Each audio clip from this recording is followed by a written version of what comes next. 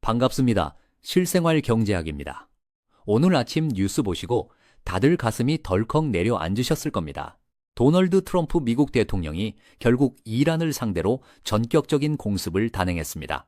정확히 말씀드리면 지난 2월 28일 미국과 이스라엘이 에픽 퓨리 작전이라는 이름으로 이란의 핵심 군사시설에 대규모 합동 공습을 개시했습니다. 나탄즈 핵 농축시설, 이란 혁명수비대 사령부, 그리고 수도 테헤란 일대까지 폭격이 쏟아졌어요. 그런데 여기서 세계를 뒤흔든 일이 벌어졌습니다. 3월 1일 이란 국영 매체가 최고 지도자 알리 하메 네이의 사망을 공식 확인했습니다. 혁명수비대 총사령관까지 함께 사망했어요. 이란은 즉각 40일간의 애도 기간과 7일간의 국가 공휴일을 선포했습니다. 한 국가의 최고 지도자가 외국의 공습으로 사망한 겁니다. 이건 현대 중동 역사에서도 전례를 찾기 어려운 그야말로 판도를 완전히 뒤엎는 사건입니다. 2016년 3월 세계 경제는 지금 그야말로 시계 제로의 혼돈 속으로 빠져들고 있어요. 뉴스가 나오자마자 국제 유가는 하루 만에 10%가 넘게 치솟았습니다. 브렌트유 기준으로 장외 거래에서 배럴당 80달러를 돌파했고 한때 82달러까지 찍었어요. 올해 들어서만 유가가 20% 이상 올랐습니다. AP통신은 공습 개시 이후 이미 550명 이상이 사망했다고 보도했고, 트럼프 대통령은 직접 나서서 이 전쟁은 4주에서 5주 혹은 그보다 훨씬 더 길어질 수 있다고 공언했습니다. JP모건 체이스 분석가들은 최악의 시나리오로 배럴당 150달러까지 제시하고 있어요. 리퍼블릭 월드는 이란 최고 지도자 사망이 중동 안정을 완전히 박살냈다고 표현했습니다. 자, 여기서 중요한 건요. 지구 반대편에서 일어난 이 전쟁이 왜 당장 오늘 저녁 여러분이 퇴근 후에 마실 맥주 한 잔 가격과 내일 아침 출근길 주유소 계기판 숫자를 바꾸느냐는 겁니다. 쉽게 말하면요. 지금 전 세계 에너지 숨통이 꽉 막혀버렸기 때문입니다. 오늘 이 이야기를 아주 날카롭고 직관적으로 파헤쳐 보겠습니다. 단순히 전쟁이 났다, 무섭다가 아니라 우리 통장에서 정확히 얼마가 빠져나갈지, 그리고 우리는 무엇을 대비해야 할지 말이죠.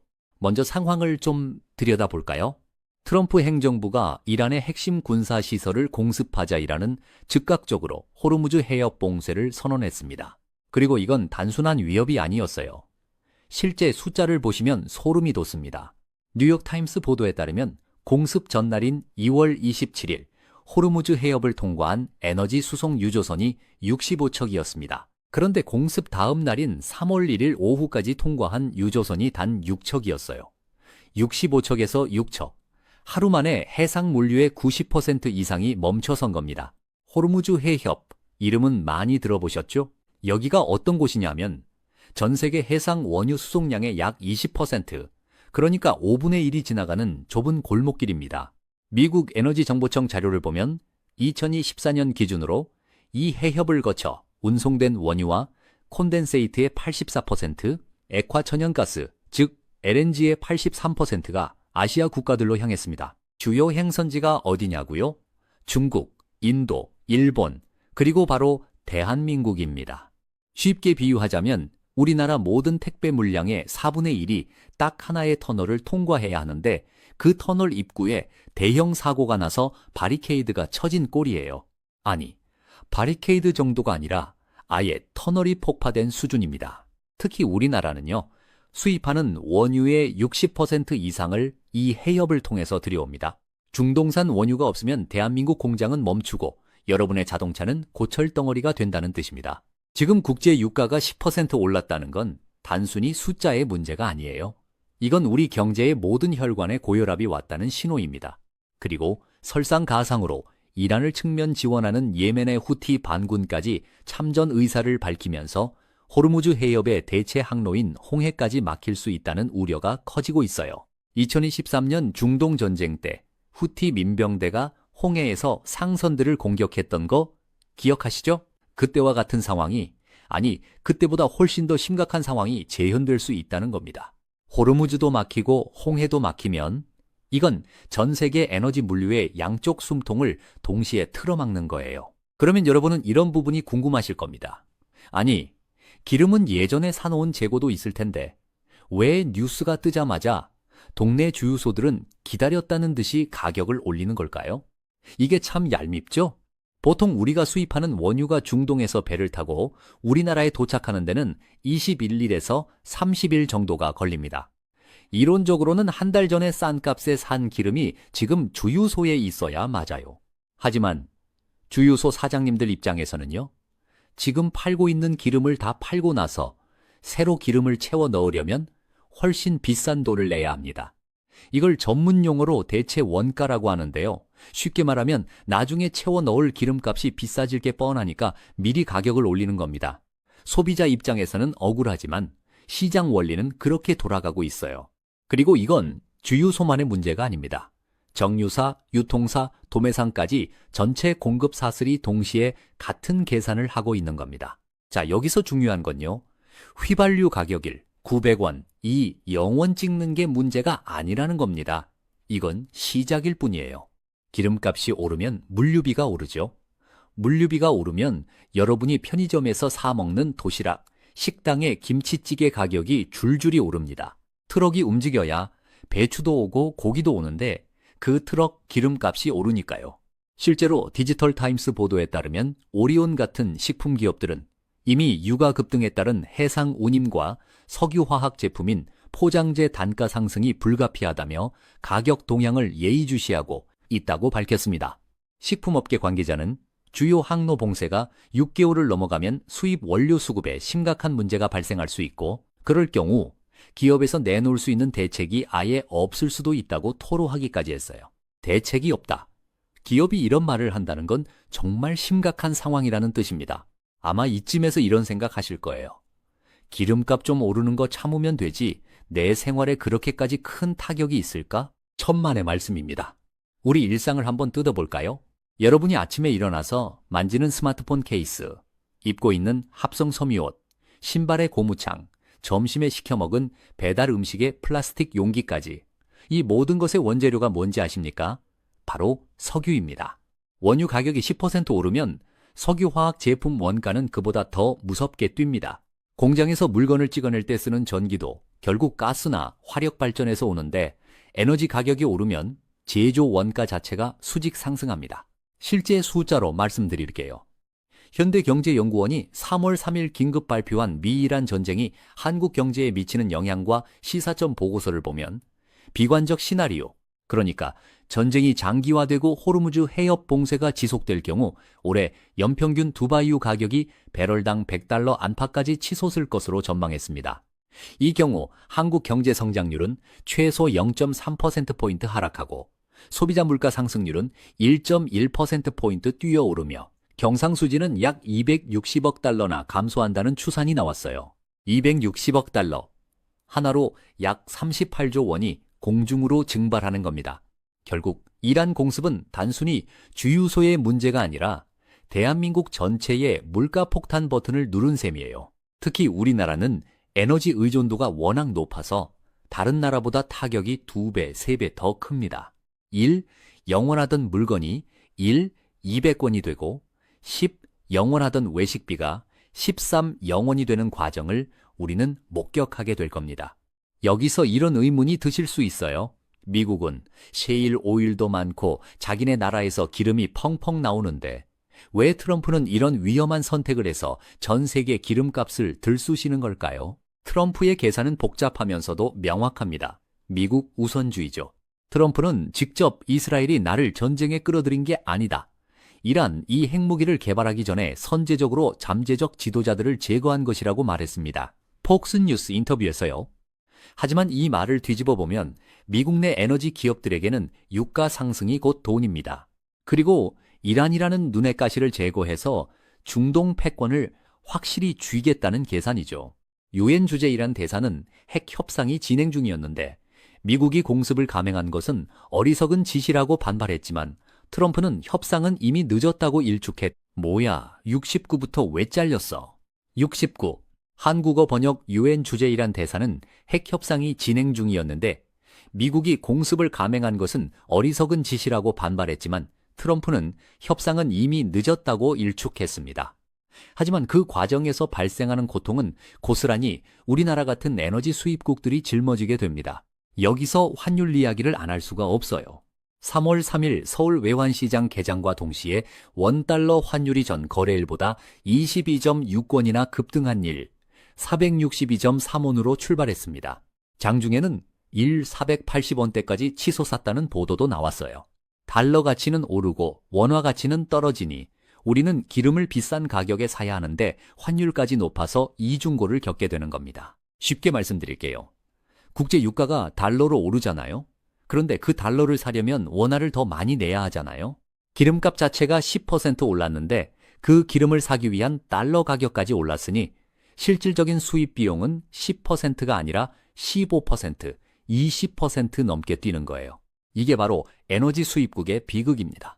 환율이 500원을 향해 달려가면 이건 정말 국가 비상사태급 경제 위기입니다. 이제 실전으로 들어가 봅시다. 당장 우리 주머니 사정은 어떻게 변할까요? 일주일에 한 번 50영원어치 기름을 넣던 분들이라면 이제 60영원, 70영원을 넣어야 할 겁니다. 한 달이면 5만 원, 1년이면 60만 원 정도의 추가 지출이 생깁니다. 별거 아닌 것 같나요? 하지만 이게 전국 모든 가구에서 동시에 일어난다고 생각해 보세요. 소비 심리가 꽁꽁 얼어붙습니다. 코스피는 3월 3일 개장과 함께 1.26% 하락했고 코스닥도 동반 하락했습니다. 주식시장이 흔들리면 자산 가치가 줄어들고 자산 가치가 줄어들면 사람들은 더 돈을 안 씁니다. 사람들이 돈을 안 쓰면 동네 자영업자분들이 제일 먼저 타격을 입겠죠. 안 그래도 힘든데 손님까지 줄어드니 폐업 위기가 옵니다. 이게 바로 스태그플레이션의 전조 현상입니다. 물가는 오르는데 경기는 죽어가는 최악의 상황 말이죠. 유럽 비즈니스 매거진은 이번 이란 전쟁이 글로벌 경기 침체를 촉발할 수 있느냐는 제목의 심층 분석 기사를 이미 내보냈어요. 100달러 유가 시나리오가 현실이 되면 취약한 경제권부터 순서대로 쓰러진다는 경고입니다.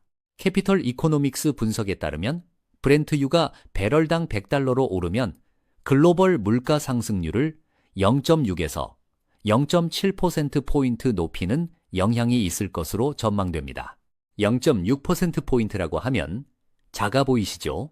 하지만 이게 전 세계 모든 나라에 동시에 적용된다고 생각해 보세요. 각국 중앙은행들이 금리를 올려야 하고 금리가 오르면 대출 이자가 올라가고 대출 이자가 올라가면 집 가진 사람도 집 없는 사람도 모두 고통받는 악순환이 시작됩니다. 자, 여기서 중요한 건요. 우리가 지금 당장 뭘 할 수 있느냐는 겁니다. 첫 번째로 고정 지출을 다시 점검해야 합니다. 에너지 가격 상승은 단기간에 끝나지 않을 가능성이 큽니다.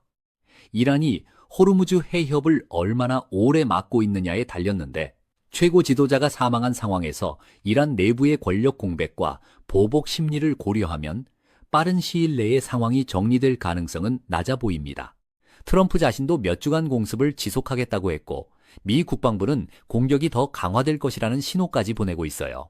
가계부에서 불필요한 지출을 줄이고 현금을 확보하는 전략이 필요합니다. 두 번째로는 투자 관점의 변화입니다. 유가가 오르면 수혜를 보는 기업들이 있죠. 정유주나 에너지 관련주를 보라는 게 아닙니다. 오히려 물가 상승을 가격에 전가할 수 있는 독점적 지위를 가진 기업들을 찾아야 합니다. 내가 가격을 올려도 사람들이 어쩔 수 없이 사야 하는 물건을 만드는 회사들 말이죠. 반대로 물류비 비중이 크고 부채가 많은 기업들은 정말 위험합니다. 실제로 대형마트 업계는 이미 물류 효율화와 비용 구조 개선 방안 검토에 들어갔고 동원산업 같은 기업은 중동 이외 지역으로 수출 비중을 높이는 방안을 검토하고 있습니다. 삼양식품은 호르무즈 해협이 막힐 경우 5만 경유 우회 경로나 해상, 육상, 복합, 수송 서비스를 검토 중이라고 밝혔어요. 아모레퍼시픽도 원자재, 수급, 물류, 환율, 리스크 등 비즈니스 전반의 영향을 긴급 점검 중입니다. 기업들이 이렇게 발 빠르게 움직이고 있다는 건 이번 사태가 그만큼 심각하다는 방증이에요. 금리까지 같이 오를 테니까요. 그러면 여러분은 이런 부분이 궁금하실 겁니다. 정부는 가만히 있나요? 유류세 인하 같은 거 안 해주나요? 물론 하겠죠. 하지만 유류세 인하라는 건 미봉책입니다. 국가 세금이 줄어드는 것이기 때문에 정부의 재정 상태도 나빠집니다. 결국 나중에 다른 세금으로 메꿔야 하거나 복지 예산이 줄어들 수밖에 없어요. 그리고 한 가지 더 주목하셔야 할 게 있어요. 한국은행은 올해 국제 유가를 배럴당 64달러로 전망하고 경제 정책을 설계했습니다. 그런데 지금 유가가 80달러를 넘어섰잖아요. 한국은행의 전제 자체가 송두리째 흔들리고 있는 겁니다.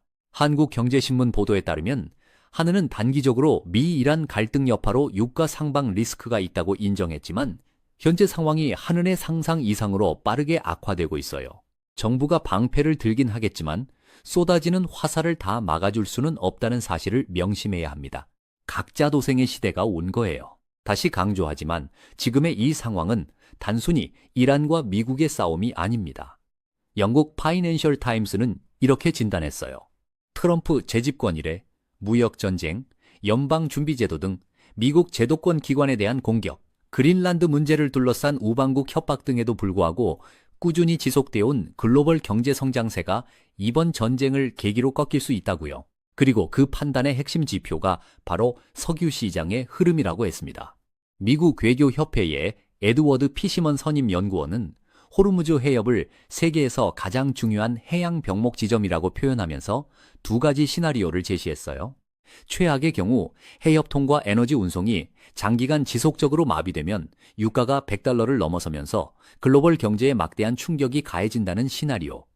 그리고 좀 덜 비관적인 시나리오는 호르무즈 해협 전면 봉쇄 없이 이란의 석유 판매만 중단되는 경우인데 이 경우에도 유가는 최소 80달러 수준으로 오를 것으로 전망됩니다. 다만 작은 희망이 하나 있어요. 오펙 플러스 산유국 협의체가 원유 시장 안정을 위해 올해 4월부터 하루 20만 6천 배럴 증산을 결정했습니다. 그리고 뉴욕대의 에이미 마이어스 JP 연구교수는 석유 시설 자체가 직접적인 공격을 받지 않는다면 유가는 다시 내려올 수 있다는 의견을 내놨어요. 실제로 3월 1일 밤까지 중동 지역의 에너지 시설이 직접 공격받았다는 보고는 없었습니다. 하지만 전쟁이란 게 원래 누구의 예상대로 흘러간 적이 없잖아요.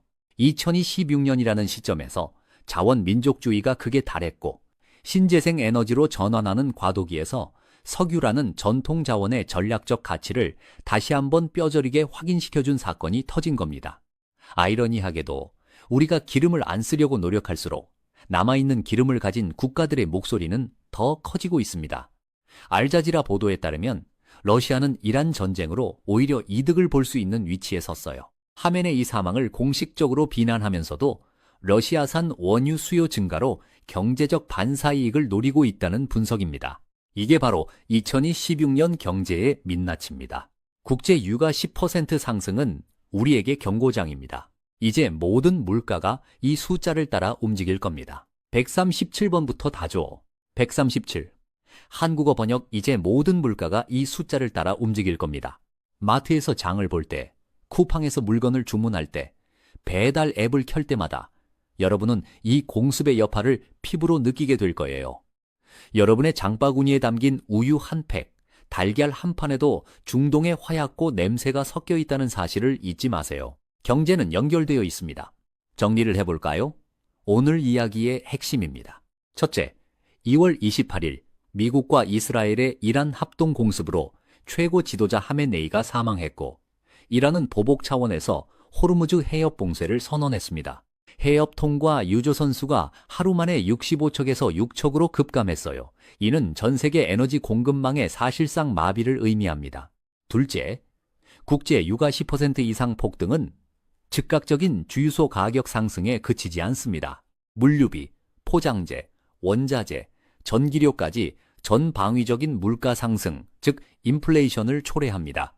현대경제연구원은 최악의 경우 한국 소비자 물가가 1.1%포인트 추가 상승하고 경상수지가 260억 달러 감소할 것으로 추산했습니다. 셋째, 원달러 환율이 1, 462원을 넘어 1, 480원대까지 치솟으면서 에너지 수입 비용의 이중 부담이 현실화되고 있습니다. 환율 상승과 금리 압박이 더해져 서민들의 실질 소득은 줄어들고 스태그플레이션, 즉 물가는 오르는데 성장은 멈추는 경기 침체가 올 가능성이 매우 높습니다. 자, 여기서 중요한 건요. 이런 위기 속에서도 정신을 바짝 차리면 살아남을 길이 보인다는 겁니다. 지금은 무리한 투자를 할 때가 아니라 관망하며 공부할 때입니다. 시장이 요동칠 때는 현금을 쥐고 있는 사람이 결국 승리합니다. 유가가 안정세에 접어들 때까지는 보수적인 접근을 추천드립니다. 막연한 공포에 떨기보다는 정확한 수치와 데이터를 바탕으로 내 자산을 지키는 공부를 해야 합니다. 앞으로의 상황이 어떻게 전개될지, 이란에 새로운 지도부가 들어서면서 전면전을 선택할지, 아니면 오펙 플러스의 증산과 국제사회의 중재로 극적인 협상이 이뤄질지에 대해 저 실생활 경제학이 가장 빠르고 날카롭게 분석해 드릴 것을 약속합니다. 오늘 내용이 도움되셨다면 구독과 좋아요, 알림 설정 꼭 부탁드립니다. 여러분의 클릭 한 번이 이 혼란스러운 경제 상황 속에서 중심을 잡는 힘이 됩니다. 주변 분들에게도 공유해 주세요. 기름값 오르기 전에 미리 대비하자고요. 다음 시간에는 이 유가 폭등이 구체적으로 어떤 업종의 주식을 박살내고 반대로 어떤 주식을 황금알로 만들지 종목별로 낱낱이 파헤쳐 보겠습니다. 오늘도 경제적인 하루 되시길 바랍니다. 지금까지 실생활 경제학이었습니다. 감사합니다. 정말 걱정이네요. 2026년 3월이 이렇게 뜨겁게 시작될 줄은 몰랐습니다. 하지만 우리는 답을 찾을 겁니다. 늘 그랬듯이 말이죠. 주유소 가실 분들은 오늘 밤이라도 미리 가시는 게 좋겠네요. 내일 아침이면 숫자가 바뀌어 있을지도 모르니까요. 여러분, 경제는 흐름입니다. 이 파도를 무서워만 하지 말고 어떻게 타야 할지 같이 고민해 봅시다. 다음 영상에서 더 날카로운 분석으로 돌아오겠습니다. 구독과 좋아요 다시 한번 확인 부탁드려요. 곧 뵙겠습니다.